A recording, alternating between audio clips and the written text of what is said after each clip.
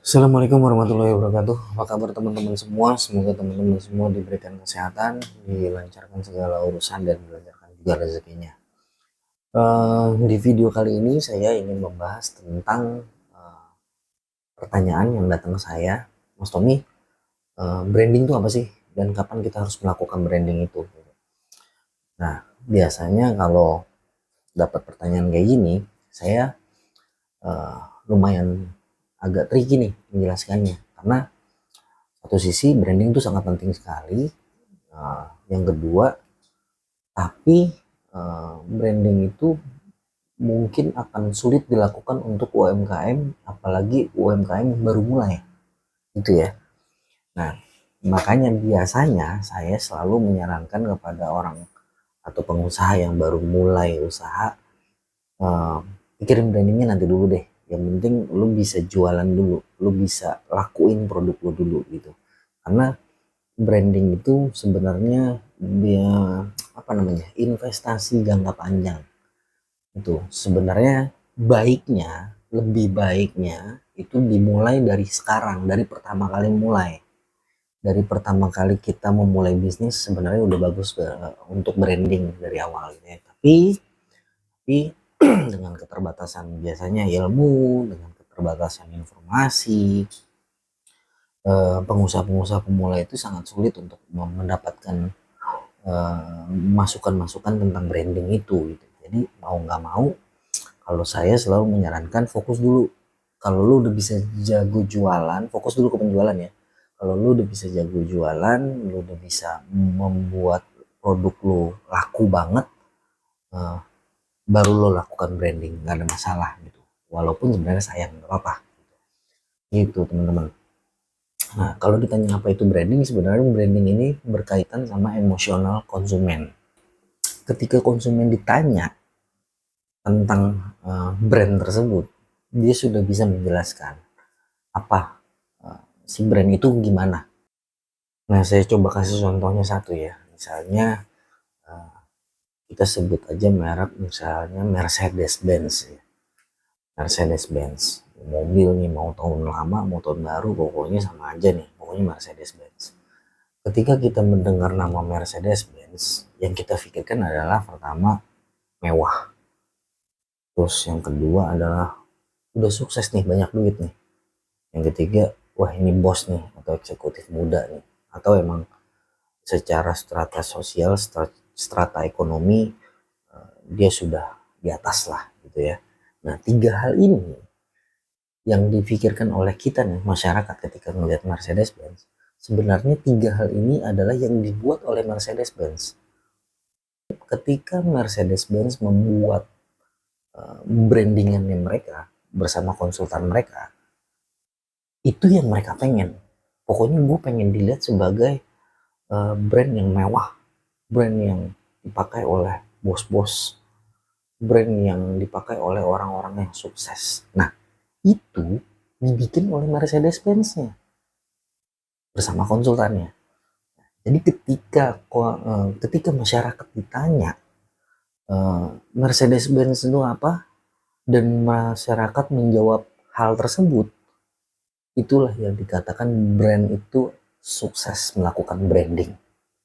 Karena emosional yang disampaikan, yang sudah dibuat nih oleh Mercedes-Benz dan konsultan, itu sampai ke masyarakat. Nah, itu yang dinamakan branding.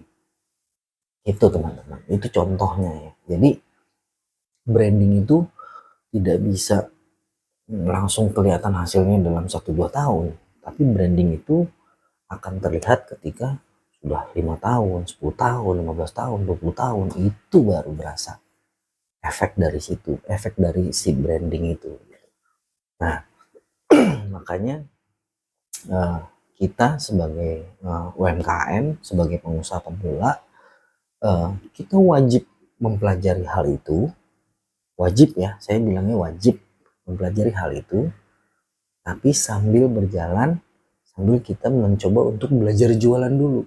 Karena ketika belajar jualannya sudah jago, mau uh, mau produknya apapun kita bisa jual gitu ya. Nah, itu akan bisa, nah itu akan itu nantinya akan mensupport branding kita sendiri gitu. Nah terus Mas Tommy, kapan waktunya saya memulai brandingnya nih? Nah saran dari saya, teman-teman lakukan branding ketika penjualan teman-teman sudah surplus atau positif atau sedang dengan untung gitu. Tapi teman-teman wajib belajar tentang branding ini dari pertama kali mulai usahanya. Jadi ketika teman-teman sudah secara penjualan sudah untung, sudah tidak ada kerugian-kerugian yang harus disubsidi dari kantong sendiri gitu ya. Nah, teman-teman bisa memulainya tuh, mulai ilmu-ilmu branding itu pelan-pelan gitu. Jadi kenapa? Kenapa harus secepatnya? Karena gini teman-teman, ketika teman-teman tunda-tunda si branding ini, konsumen teman-teman itu akan uh, semakin lama semakin banyak dan semakin lama mereka akan membentuk persepsi tentang brandnya teman-teman, tentang jualannya teman-teman. Itu. Jadi uh, kalau udah kebentuk itu agak sulit, agak butuh waktu lama untuk dirubahnya lagi. Jadi teman-teman harus sesegera mungkin sebenarnya untuk nge-branding. Karena branding ini berhubungan dengan emosional. Kalau kita uh, segera merubahnya, persepsinya itu akan semakin bagus, semakin cepat tuh semakin bagus tuh buat usahanya teman-teman gitu. Saya contoh, saya kasih contoh ya, misalnya gini, teman-teman mulai usaha kuliner lah ya, terus teman-teman melakukan diskon mulu nih, diskon 70%, diskon 50%, diskon 30% misalnya ya. 2 tahun nih teman-teman ngelakuin itu, omset bagus nih, omset naik, ya kan, naik terus omsetnya. Tapi setelah 2 tahun teman-teman mau merubah mindset si konsumen teman-teman nih, yang tadinya mereka tahunya itu kan akan membentuk persepsi dari si konsumennya teman-teman kan. Oh, lu beli di situ aja, ini diskonnya gede banget, bisa sampai 30%, bahkan sampai 70% kadang-kadang gitu. Nah, hal-hal tersebut kan susah dirubah nih, sulit dirubah nih. Bisa, tapi butuh waktu. Nah, semakin lama, tadi saya kasih contohnya kan 2 tahun. Kalau teman-teman 5 tahun, nah 5 tahun baru mulai nih branding. Nah, setidaknya kalau logika ya, secara logika, setidaknya walaupun nggak bisa sebenarnya, secara logika 5 tahun teman-teman fokus di jualan tanpa branding, terus teman-teman baru mau mulai branding di tahun masuk setelah tahun kelima nih. Secara logika teman-teman butuh 5 tahun lagi untuk ngeberesin si persepsi masyarakat tentang diskon di usahanya teman-teman gitu. Jadi semakin lama teman-teman memulai untuk branding, semakin lama juga teman-teman untuk merubah persepsi konsumen terhadap usaha kita atau produk kita. Itu. Nah, kalau teman-teman mau belajar branding, kalau teman-teman mau memperdalam ilmu branding, teman-teman bisa follow akunnya Pak Bi atau Pak Subiakto di Instagram. Itu dia aktif banget, dia benar-benar mengedukasi banget. Kalau perlu ikut seminarnya, saya rekomen banget. Atau teman-teman bisa follow IG-nya Mbak Mayang Wangi. Mbak Mayang ini salah satu nama IG-nya Mayang Wangi ya. Mbak Mayang ini salah satu kenalan saya. Beliau itu emang salah satu muridnya Pak Bi juga.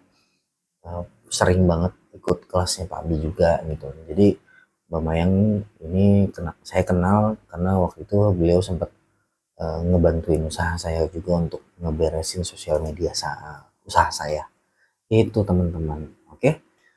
Sekian video saya, semoga bermanfaat, semoga bisa menginspirasi teman-teman semua.